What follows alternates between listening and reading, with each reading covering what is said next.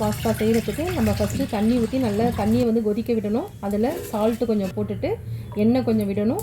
இப்போ நம்ம பாஸ்தாவை அதில் போட்டு நல்லா வேக வைக்கணும். ஒரு 5 மினிட்ஸ் 10 மினிட்ஸ் வந்து நல்லா வேகணும்.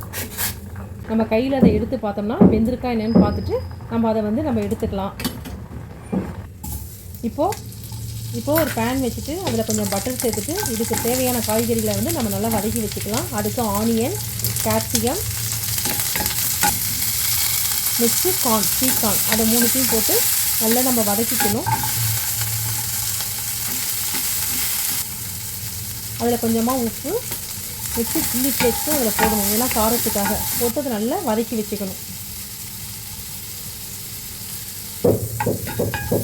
இப்போ வதக்கிட்டு நல்லா வெந்தவுடனே தனியாக எடுத்து வச்சுக்கலாம்.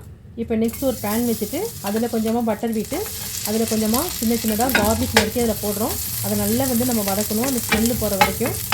நெக்ஸ்ட் அதில் மைதா மாவு வந்து ஒரு 2 ஸ்பூன் வந்து அதில் சேர்க்க போகிறோம்.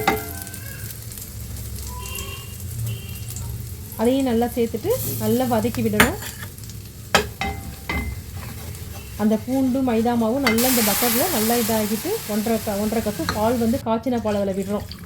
அதையும் நல்லா நம்ம கலந்து விடணும். நெக்ஸ்ட் அதில் கொஞ்சமாக க்ரீமியாக வந்து நம்ம சீஸ் சேர்த்துக்கிறோம். சேர்த்துட்டு அதையும் நல்லா இப்போ கலந்துட்டு நல்லா நமக்கு வந்து க்ரீமி பதம் வந்த உடனே நம்ம வதக்கி வச்சுருக்கோம்ல அந்த காய்கறிகளை வந்து அதில் சேர்க்க போகிறோம். இப்போது நெக்ஸ்ட்டு அந்த வேக வச்ச பாஸ்தாவையும் அதில் சேர்க்கணும்.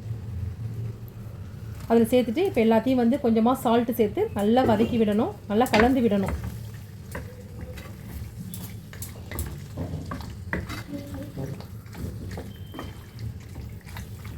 நல்லா எல்லாமே ஒன்றா சேரணும். அப்போ நெக்ஸ்ட் அதில் சால்ட்டு கொஞ்சம்,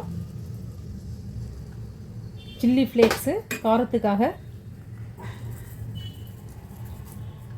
நெக்ஸ்ட்டு பெப்பர் பவுடர் அதுவும் நம்ம சேர்த்துக்கிறோம். சேர்த்துட்டு எல்லாத்தையும் நல்லா கலந்து விடணும். இப்போ நமக்கு பாஸ்தா ரெடி ஆகிடுச்சு. இதை நல்லா நம்ம வந்து கலந்து விட்டு ஒரு 5 மினிட்ஸ் வச்சுட்டு இதை நம்ம இப்போ சர்வ் பண்ணலாம். ரொம்ப டேஸ்ட்டாக இருக்கும். இதை பிடிச்சிருந்தால் லைக் பண்ணுங்கள், ஷேர் பண்ணுங்கள், கமெண்ட் பண்ணுங்கள், சப்ஸ்கிரைப் பண்ணுங்கள். தேங்க்யூ.